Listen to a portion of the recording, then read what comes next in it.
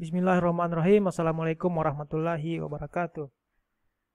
Alhamdulillah, pada kesempatan ini kita bertemu kembali dalam mata kuliah Ekonomi Mikro 1 bersama saya Rudi Masniadi SEME. Pada pertemuan kali ini kita akan mengupas materi yang masih berkaitan dengan struktur pasar dalam ekonomi mikro, yaitu pasar oligopoli. Ini melanjutkan struktur pasar yang sebelumnya kita kupas, ya, yang berkaitan dengan pasar monopoli minggu lalu, kemudian minggu sebelumnya juga kita telah mengupas pasar persaingan sempurna. Nah, sebagai bagian awal kita masuk pelan-pelan kepada definisi dari pasar oligopoli. Nah, secara definisi struktur pasar atau industri oligopoli ya bisa didefinisikan sebagai pasar atau industri yang terdiri atas hanya sedikit perusahaan atau produsen, ya. Jadi berbeda dengan pasar persaingan sempurna yang banyak perusahaan di dalamnya, kemudian pasar monopoli yang hanya satu perusahaan di dalamnya. Nah, di dalam definisi pasar oligopoli ini dia ternyata hanya sedikit perusahaan, ya. Nah, berapa jumlah sedikitnya nanti kita akan telusuri lebih jauh. Nah, perusahaan yang sedikit ini, ya, dia memiliki kekuatan yang cukup besar, ya, untuk mempengaruhi harga pasar, ya. Jadi walaupun jumlahnya sedikit, ya, pasar ini, ya, dia sangat punya kekuatan yang cukup besar untuk mempengaruhi harga pasar. Nah, ini secara definisi. Dari definisi ini kita sudah bisa mengcompare atau membandingkan, ya, bagaimana beda dengan pasar persaingan sempurna, kemudian bagaimana beda dengan pasar monopoli. Nah, dari definisi ini kita akan telusuri, ya, karakteristik dari pasar oligopoli. Nah, yang pertama, karakteristik yang pertama yang harus diingat bahwa dalam pasar oligopoli hanya sedikit perusahaan dalam industri atau di dalam pasar. Nah, seperti yang saya katakan tadi, berapa sedikitnya? Nah, sebenarnya secara teoritis, ya, sulit sekali untuk menetapkan berapa jumlah perusahaan di dalam pasar agar dapat dikatakan sebagai pasar oligopoli. Namun untuk dasar analisis, ya, biasanya jumlah perusahaan itu diasumsikan, ya, diasumsikan kurang dari 10. Nah, ini sudah terjawab bahwa jumlah sedikit itu secara kuantitas ternyata dia kecenderungannya kurang dari 10. Ya, bisa 2, bisa 4, bisa 6 dan seterusnya. Nah, dalam kasus tertentu biasanya terdapat 2 perusahaan biasanya, ya. Misalnya rokok, misalnya, ya, hanya ada 2 perusahaan yang besar yang mendominasi, ya, di dalam produk tersebut. Nah, kekuatan perusahaan dalam industri dalam pasar oligopoli itu dapat diukur dengan kita menghitung rasio konsentrasi, ya, atau concentration ratio. Nah, rasio konsentrasi ini sebenarnya, ya, dia menghitung berapa persen output dalam pasar oligopoli itu dikuasai oleh perusahaan-perusahaan yang dominan. Apakah 2, 4, 6, 8 dan seterusnya, ya. Nanti jika rasionya misalnya dia menguasai outputnya 60-80%, ya, dia maka bisa dikatakan semakin punya power atau kekuatan dalam menentukan harga, ya. Jadi ini ciri yang pertama bahwa hanya sedikit saja perusahaan yang ada di dalam industri oligopoli ini.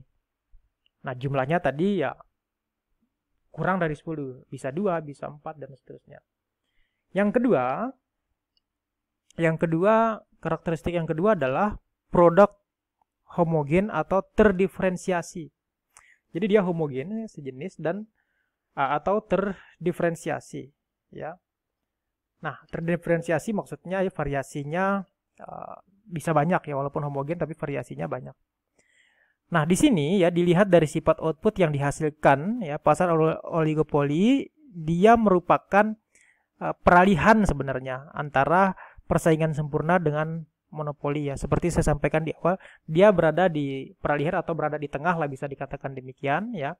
Karena monopolinya definisinya dia satu perusahaan, pasar persaingan sempurnanya dia banyak perusahaan. Nah, si oligopoli ini berada di tengah-tengah dia dengan definisi bahwa hanya ada sedikit perusahaan. Nah, berapa sedikitnya itu yang kita sebutkan tadi, di bawah 10 perusahaan itu. Bisa 2, bisa 4, 6, 8 dan seterusnya. Nah, perbedaan sifat output ya yang dihasilkan ya masing-masing perusahaan akan mempengaruhi perilaku perusahaan dalam mencapai kondisi optimal atau laba maksimum ya. Nah, misalnya jika dalam pasar persaingan sempurna itu perusahaan mengatur jumlah output ya untuk mengatur tingkat laba ya. Jadi perusahaan yang mengatur jumlah output untuk tingkat labanya.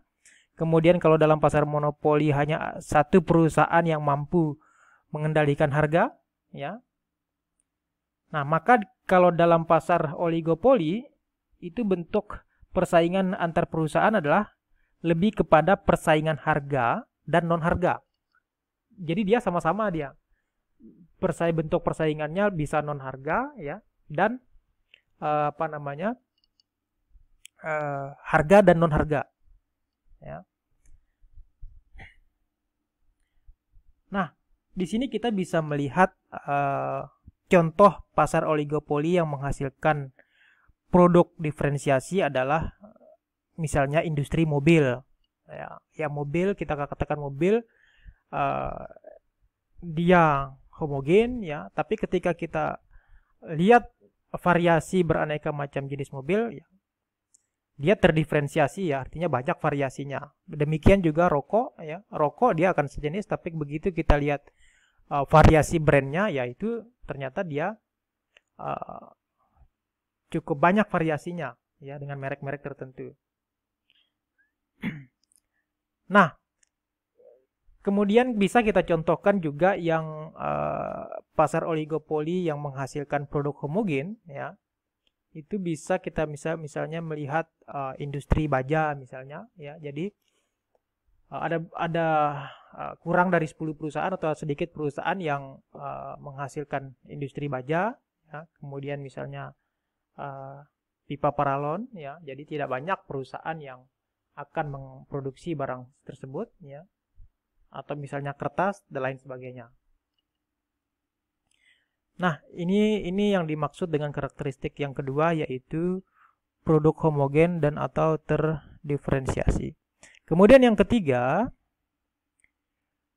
pengambilan keputusan yang saling mempengaruhi. Ya. Nah, jadi yang dimaksudkan di sini adalah keputusan perusahaan dalam menentukan harga perusahaan yang sedikit tadi ya. Dan jumlah output ya, keputusan dalam menentukan harga dan jumlah output akan mempengaruhi perusahaan lainnya ya. Jadi dia akan saling memantau ya sifatnya ya. Baik yang sudah ada ya maupun yang masih di luar industri, yang masih di luar pasar. Jadi perusahaan yang ada juga akan dia waspada dengan penentuan harga dan jumlah output dari pesaingnya. Yang baru akan masuk juga dia akan waspada. Nah, karenanya ya, guna menahan perusahaan potensial untuk masuk industri atau masuk pasar, perusahaan yang sudah ada biasanya menempuh strategi menetapkan harga jual yang terbatas ya, yang membuat perusahaan menikmati laba yang super normal di bawah tingkat maksimum. Jadi ini yang dimaksud dengan proses pengambilan keputusan, baik itu penentuan harga dan penentuan jumlah output atau barang yang diproduksi, itu sangat ditentukan oleh potensi perusahaan yang sudah ada ya, atau perusahaan yang baru akan masuk yang berpotensi akan menjadi pesaing. Jadi mereka saling memantau.